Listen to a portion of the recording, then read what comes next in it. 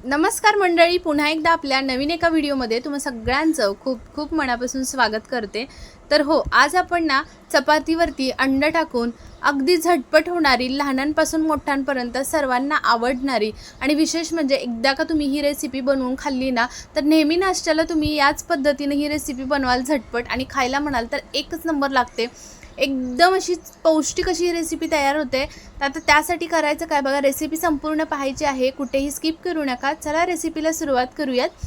तर इथे सगळ्यात पहिल्यांदा एका वाटीमध्ये काय करायचं, अंड फोडून घ्यायचं, त्याच्यावरती अगदी थोडंसं किंचितचं मीठ घालायचं आणि पाव चम्मच इतकी मिरची पावडर टाकायची आणि हे सर्व व्यवस्थित असं फेटून घ्यायचं। आता साईडला ठेवलं, लगेच दुसऱ्या वाटीमध्ये आपल्याला काय करायचं आहे, अंड फोडायचं आहे। आता एक अंड आपण सुरुवातीचं जे फोडून घेतलं होतं वाटीमधलं ते साईडला ठेवून दिलं। दुसऱ्या वाटीमध्ये दुसरं अंड फोडून घ्यायचं, त्याच्यामध्ये 1 चमचा इतकं बेसन घालायचं, नंतर बारीक कट करून घेतलेली भरपूर अशी मिरची घालायची किंवा ठेचून घ्या आणि मग घाला, लहान मुलं खाणार असतील तर। त्याच्यानंतर याच्यामध्ये कांदा, टोमॅटो, त्याच्यासोबतच आपल्याला याच्यामध्ये भरपूर अशी बारीक चिरलेली कोथिंबीर घालायची आहे। तर आता हे सर्व आपल्याला काय करायचं आहे पहा, व्यवस्थित असं फेटून घ्यायचं आहे।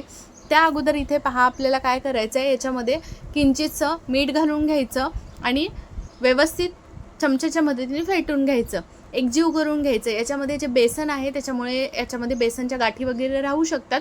सर्व व्यवस्थित फेटून घेतलं की अगदी याच्यातल्या गाठी गुठळ्या सगळ्या मोडल्या जातात आणि मिश्रण एकदम एकसंध तयार होतं। तर याच्यामध्येच थोडीशी बघा कलर येण्यासाठी मी थोडीशी हळद पावडरसुद्धा घातलेली आहे आणि मस्त असा मग पाहू शकता इथे मस्त कलर आलेला आहे। आता काय करायचं पहा, पुढे हे सगळं आता हे मिश्रण तयार करून घेतलं 2 वाट्यांमधलं, हे सर्व साईडला ठेवून द्यायचं आणि पुढची तयारी करायला घ्यायची। लगेच इथे आपण काय करायचं, गॅसवरती पॅन ठेवून घ्यायचा आणि पॅन गरम झाला की लगेच आपल्याला त्याच्यावरती पहा तेल घालून घ्यायचं आहे। आता इथे मी थोडंसं चमचाभर इतकं तेल घालून घेतलं। व्यवस्थित पसरवण्यासाठी आपल्याला ब्रशचा वापर करू शकता किंवा मग तुम्ही असंच चमच्याच्या मदतीने व्यवस्थित असं स्प्रेड करून घेऊ शकता।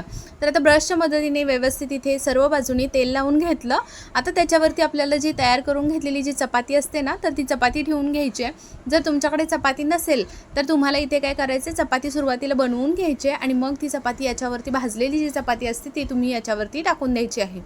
आता इथे टाकल्यानंतर पहा, चपाती व्यवस्थित ठेवून घेतल्यानंतर त्याच्यावरती जे फेटून घेतलेलं जे सुरुवातीचं अंड होतं, जे बेसनवालं नाही, जे नॉर्मली आपण मीठ आणि जे मिरची पावडर घातलेलं अंड होतं ते घालून घ्यायचं, व्यवस्थित पसरून द्यायचं, कोथिंबीर घालायची आणि एका बाजूनी व्यवस्थित अंड भाजलं की मग आपल्याला काय करायचं, ही चपाती आहे ती पूर्णपणे आपल्याला काढून घ्यायची आहे आणि एका दुसऱ्या प्लेटमध्ये ठेवून द्यायची आहे। आता जे बेसनचे मिश्रण तयार करून अंड घालून घेतलेलं होतं तेच परत त्या पॅनमध्ये थोडंसं तेल पसरवून घ्यायचं आणि त्याच्यावरती आपल्याला हे बेसनचं मिश्रण सर्व ओतून घ्यायचं आहे, सगळीकडून स्प्रेड करून घ्यायचं। आणि मिश्रण ओलं असतं तेव्हाच आपल्याला काय करायचं आहे, जी चपातीची खालची बाजू होती ज्याच्यावरती आपण अंड लावलेलं नव्हतं अंड्याचं मिश्रण, तर ते काय करायची, ती बाजू आपल्याला याच्यावरती ठेवून द्यायची आहे आणि दोन्ही बाजूंनी पहा आता मस्त असं अंड लावलेली, दोन्ही साईडनं अंड लावलेले बाजू तयार झालेले आहेत। एका साईडनं प्लेन अंडा आहे ज्याच्यामध्ये आपण बेसन घातलेलं नाही आहे आणि एका साईडनी जे बेसन घातलेलं आहे अंड्याचे बाजू तयार झालेली आहे। तर दोन्ही बाजूनी खमंग अशा भाजून घ्यायच्या। तर पहा इथे मस्त आज मी इथे वापरते ऑडीचा युनिरेप पेपर, हा ना इको फ्रेंडली आहे आणि फूड सेफ आहे। त्याच्यामुळे ना याच्यामध्ये ना अन्न अगदी फ्रेश राहतं। याच्यामध्ये रॅप करून सुद्धा तुम्ही खाऊ शकता, प्रवासामध्ये घेऊन जाऊ शकता किंवा टिफिनमध्ये सुद्धा याच्यामध्ये रॅप करून तुम्ही घेऊन जाऊ शकता। याच्यासाठीचं प्रोडक्टसुद्धा मी टॅग करून ठेवते, तुम्हाला हवा असेल हा पेपर तर तुम्ही हा घेऊ शकतात। तर पहा इथे मी पेपर काढून घेतला। आता याच्यावरती ना आपल्याला हे तयार करून घेतलेलं जे होतं तो पदार्थ आपण याच्यावरती ठेवून घ्यायचा आहे। आता ना याच्यामध्ये पहा आपल्याला हव्या त्या आकारामध्ये आपण ना कट मारून घेऊ शकतो किंवा याच्यावरती तुम्ही पनीर टाकू शकता, चीज टाकू शकता, हवे ते सॉसेस घालू शकता आणि मस्त असं एन्जॉय करू शकता। अगदी झटपट होणार आहे। कधीही तुम्हाला बऱ्याच वेळा बाहेरून येतो आपण, ऑफिसवरून येतो किंवा बऱ्याच वेळा काय होतं, खूप सारा कंटाळा आलेला असतो, काही बनवू वाटत नाही आपल्याला, खाऊसुद्धा वाटत नाही, त्यावेळी ही झटपट होणारा एक नंबर पोटभरीचा पदार्थ आहे।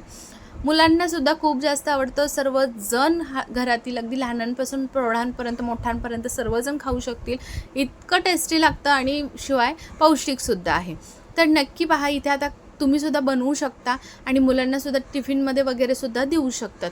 तर पहा इथे काय मस्त अगदी हे आपण कट मारून घेतले पिझ्झा कटरच्या मदतीने आणि हे तुम्ही सॉससोबत, आवडत्या मायोनीजसोबत वगैरे तुम्ही एन्जॉय करू शकतात, खूपच भारी लागतं चवीला। आणि इथे पहा मी लगेचच आता कट मारून घेतल्यानंतर सॉससुद्धा घेतलेलं आहे. मग गरमागरम काढलं की मग काही राहतच नाही आणि गरमागरम खाण्याचं काही सुखच वेगळं असतं हो. मग त्यासाठी काय करायचं, लगेच इकडे तिकडे अजिबात बघायचं नाही, पटकन खायला घ्यायचं. तर मग हा मस्त असे आपले कट मारल्यानंतर अजूनच खायला मजा येते. जर तुम्हाला अजूनच क्रिस्पी करून खायचं असेल ना, असं कुरकुरीत पापडसारखं, तरीसुद्धा तुम्ही मस्त हे तशा पद्धतीनं सुद्धा थोडा वेळ अजून जास्त ठेवायचं लो फ्लेमवरती. मग मस्त असं कुरकुरीत होतं आणि ते सुद्धा तुम्ही एन्जॉय करू शकता. खरंच खूप भारी लागतं. एकदा नक्की या पद्धतीनं माझ्या ना तुम्ही ही रेसिपी बनवून खाऊन बघा. नक्की तुम्ही आठवड्यातनं 3-4 वेळा बनवून खाल, एवढी जबरदस्त लागते. आणि विशेष म्हणजे पाहुणे आल्यावर सुद्धा तुम्ही ही रेसिपी पाहुण्यांसाठी सुद्धा बनवू शकतात बरं का, असं काही नाही. तर नक्की पहा, बनवा आणि आपल्या चॅनलवरती अजूनही कोणी नवीन असेल अशा छान छान साधे सोपे व्हिडिओ पाहण्यासाठी नक्की चॅनलला सबस्क्राईब करा. आणि भरपूर सारे आपल्या चॅनलवरती साधे सोपे सिंपल घरगुती साहित्यांमधले व्हिडिओज रेसिपीज अपलोड आहेत. नक्की चेकआउट करा, तुम्हाला खूप जास्त आवडतील. आणि आशा करते याची रेसिपी आवडली असेल तर व्हिडिओ पूर्ण पाहिल्याबद्दल धन्यवाद. चला मग उद्या पुन्हा अशाच एका छान आणि जबरदस्त रेसिपीसोबत भेटूयात. तोपर्यंत बाय बाय.